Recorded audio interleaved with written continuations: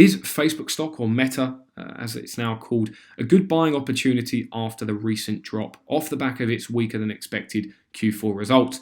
As you can see from the stock price chart here, the stock fell overnight from around $306 per share to $240 per share. So we've seen a 20% drop overnight in Facebook. Now, what you need to know about the quarter and why investors are panicking about Facebook and what the bad news was essentially Q4 profit was down year over year by 1%, and margins themselves shrunk from 46% operating margins to 37% in that quarter. Management said this was mainly due to increased costs or investments, as you'd probably call it, in the metaverse, AR and VR related costs, which essentially led to total costs and expenses rising at 38% year over year versus revenue growth of 20% year over year. Now, this is obviously a shame because revenue growth at 20% year over year to 33.6 billion of revenue in that quarter is obviously very good, and that was a record quarter for Facebook. It also masks what was a very good quarter for the core advertising business. So Facebook is now reporting their family of apps business, which includes Facebook, Instagram, Messenger, WhatsApp, and other services, as a separate division in the business, and they're going to be reporting the financials separately as well to the Reality Labs section of the business, which essentially encompasses the metaverse and everything that is involved in that. Now, if we dive a little bit deeper into this quarter, we can see that the advertising business, so apps that we all know Facebook for, had a very good quarter, actually a record quarter in terms of income. So 15.8 billion in operating income from the family of apps, and revenue of 32.6 billion from the advertising part of those apps. That's roughly a 48% operating margin in that business. Now we can see on the Reality Labs side, it didn't produce that much revenue, 877 million. However, it made a 3.3 billion loss, its largest ever loss, and essentially highlights the investments that they're making in this business. Now, the reason why I say it's a shame is because if they didn't have these costs, which I'm not saying are bad or good at the moment, if they didn't have these costs, their operating income would have been up year over year quite substantially. And now the next thing, and probably what contributed even more to the stock price dropping as aggressively as it did, was weaker than expected near-term guidance for Q1 2022, both for top-line growth and for margins.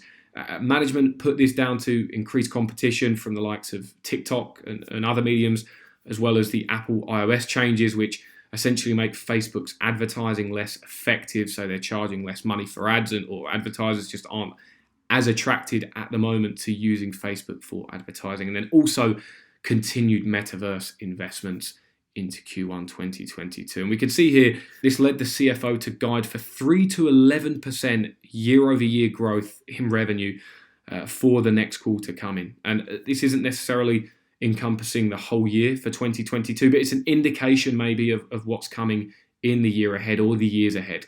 Slowing growth. If we think about Facebook, where it's been, this company has been growing at north of 25% for the past few years, and even bigger growth than that in 2021. So this does show a big momentum shift, and we'll dive into this issue in a little bit more detail in a moment. But when we think about the stock price and has it crashed, is it an overreaction? 20% drop from where it is that an overreaction? Actually, if we look at where the stock's been selling, that's at roughly 25 times earnings.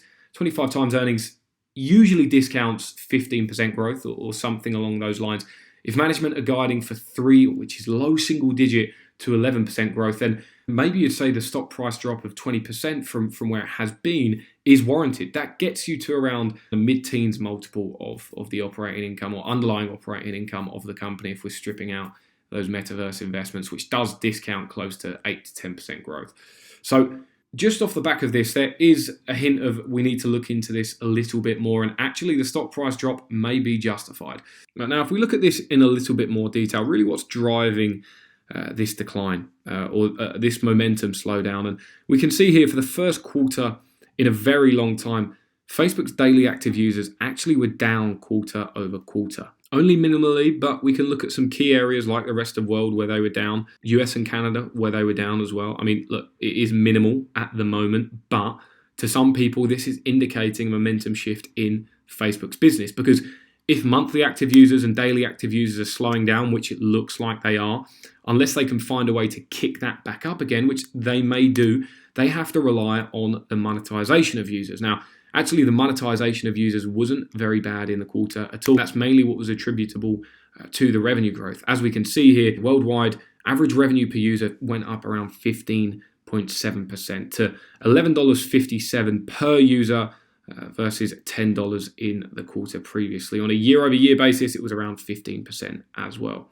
Now, the question that investors will be asking themselves is, if Facebook is reaching a state where it can't really grow its monthly active users anymore, I'm not saying it's getting to that state, but 3 billion or close to 3 billion monthly active users, there's not really an underpenetrated market out there at the moment. There are a few clusters of it, but 3 billion is very much a large percentage of the entire global population that have access to mobile and internet. So unless that changes, which it may do over time, they are in a very mature state in terms of their user growth, and user growth is very much likely to slow. So that means they're relying on the average revenue per user and growth in monetization of users, like I say.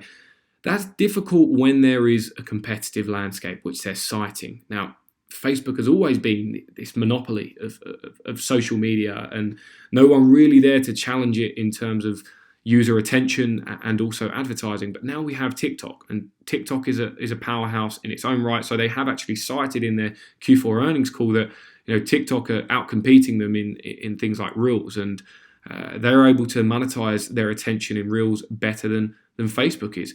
That's just a fact, and actually I admire that Facebook were honest in their call about that. And so that is obviously concerning if you are an investor, and it's concerning for Facebook themselves that they're going to have to rely on average revenue per user, essentially increased monetization, and there are headwinds in their business like increased competition, which is stealing users' attention, and the iOS changes, which is affecting conversion rates that will make their advertising less desirable at the moment and in the near term. However, it's not all doom and gloom, and I've got here just looking past the Q4 results and guidance and what we should be considering at Facebook as the long-term prospects for the company and the destination ultimately that they will reach in 5 to 10 years. That's what we're here to try and analyse, not necessarily the Q4 results, although, like I said, they give us an indication. And so what I've got here is some, what I would say, hard truths about the business and some qualitative considerations and some quantitative considerations going off the current situation of the business and the current price. So the qualitative considerations that I just want to get out there is that Facebook ultimately is still a duopoly and oligopoly business that is fully integrated into 4 billion people's lives. There isn't many businesses on the planet, in fact you could probably count them with one hand, that are in this many people's lives in such a big way. And they have the ability still to grow their average revenue per user. It's currently around $11.50. In their advertising business quite significantly. And I think things like Reels, which are obviously new to Instagram and they're in the early stages of monetizing, WhatsApp as well, trying to monetize that platform, and obviously e-commerce verticals, which I spoke about in the Q4 call as something that they're trying to explore and unlock value in. So they have not exhausted the verticals available to them whatsoever. It is one of those situations where Facebook has gone from a user growth story to a monetization story. And that happened a long time ago, so that's not something that's new. Now, the headwinds as well in monetization, ad demand and engagement, I don't think are likely to persist in the same way past 2022. Even if they do persist in some way and Facebook isn't the go-to platform of choice, if we're looking at it from a year-over-year perspective, it's not going to hurt the results in the same way. The reason why the results don't look very good in Q1 2022 guidance is because you're looking at expected results versus what was record results in Q1 2021, in one of their best quarters for many reasons that they've ever had in terms of year-over-year growth. So that's something to definitely think about. And now, quantitative considerations in terms of where this price gets us.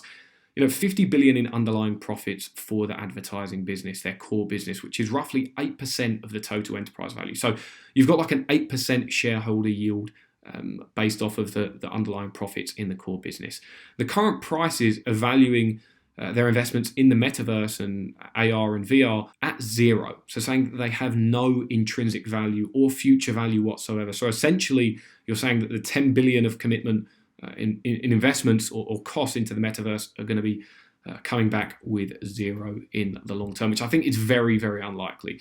Now, also the current price, that it's 15 times profits, discounts around 8 to 10% growth long term, or medium to long term. So say in the next sort of 3 years, 3 to 5 years, which I think they could easily outperform. I think it's likely that they do outperform 8 to 10% growth one way or the other, whether that is through just the core business or the combined group business when the metaverse and AR and VR start to become a bigger part of the business. So that's quantitative and qualitative considerations that look past the negative results in the near term. And so where does this leave us in terms of valuation for Facebook? I will just disclose I do own Facebook stock currently, and I actually have added some shares as well in the recent sell-off today. So I guess that gives away what my opinion is on the stock, but I'll try and be as objective as possible and unbiased and just assess the situation from a valuation perspective at the moment. This is all obviously hypothetical, but what I've done here, you haven't seen the old valuation model. I'll just show you that. This is my old valuation model, which was penciling out around 17% growth, estimating that they'll get to 200 billion in revenue by 2025. Now, I've refreshed this valuation model, and I've got here the most recent 2021 results. They actually beat my expectations for 2021, which was 100 billion, just over. They've come in at 117 billion, which was 37% growth, so really outperformed my estimates there. Now, for the next years, what I've done, just to account for what we've seen this quarter, I'm not saying that a quarter defines the company and indicates its long-term prospects. Far from that. I'm one to preach that it doesn't mean a whole lot for the long-term prospects, but it is the best indication we have at the moment in the short term. So let's say on a bearish case scenario that growth does stop and trends at around 10% for the next 5 years. So we see a CAGR that gets us to around 190 billion in revenue by 2026. Way below what analysts would have been penciling in, way below what a lot of people would have been penciling in. But that gets us to that figure there.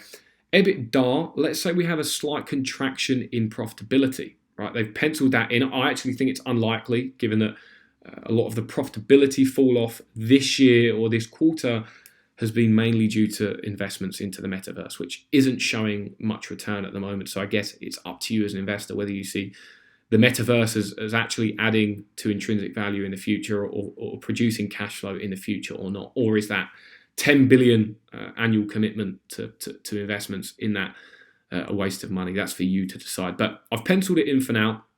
Free cash flow, that only gets us to around 59 billion of free cash flow, and they're currently at 50 billion of operating income in their advertising business. So I don't think it would be too far off to say that they could reach 60 billion in free cash flow in the next 5 years. However, that is what I've penciled in to try and be conservative. Now, I've also lowered my PE ratio or end multiple just to account for the fact that they would be growing a slower pace. 10% growth, unfortunately, doesn't warrant a 25 times multiple like this company has seen in the future, or even higher. So I've penciled in around 15 times as one of my bearish case multiples if this plays out. 15 times EBITDA as well, and then average the two of those. That gets us to 2026 market cap of around 1.1 trillion for the business, an estimated price target. I think actually that reflects what would be a fair value in 2026 as well. If the company does achieve these results or better, I think the lower end of intrinsic value would be around 1.1 billion. Now, we discount that back today. That gives us a fair value of around where the stock price is, which you might say, well, then it's not a clear buying opportunity. But I think I'm being quite conservative in this forecast here. It is a matter of opinion whether this is just a blip for Facebook and whether they can actually get back to say mid-teens growth or even the 20% that they'd seen previously to that. I think it's likely that this 10% is more of a blip than anything. I think once they get reels going and demand starts to come back for advertising, we may see it speed back up. But anyhow, in the worst case, this still seems fairly priced after the current drop and also the information that we've had. Based off a discount rate of 15% as well, not all of you would be using that. Some people are using 10% as their discount rate, then it's 27% undervalued. But like I say, it's all hypothetical.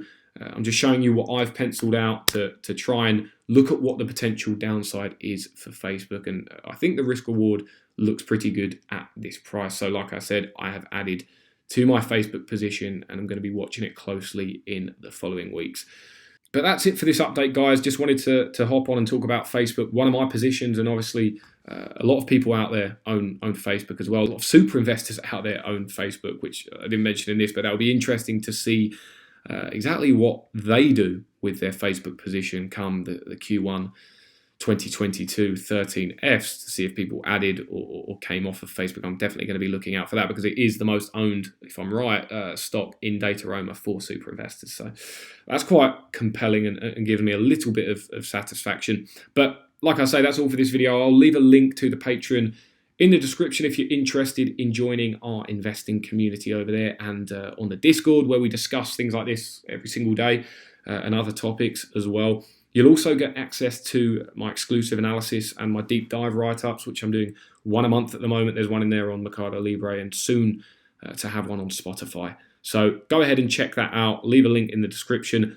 Apart from that, leave your comments down below and let me know what you think of the Facebook drop, and whether you're going to be buying Facebook stock off the back of this. I'd be interested to hear. I know Facebook always divides a lot of opinions, so do let me know, and then leave a like on the video. That helps out a lot, and obviously subscribe if you haven't already. Thank you all for watching, though. I'll see you in the next one. Good luck with your investments.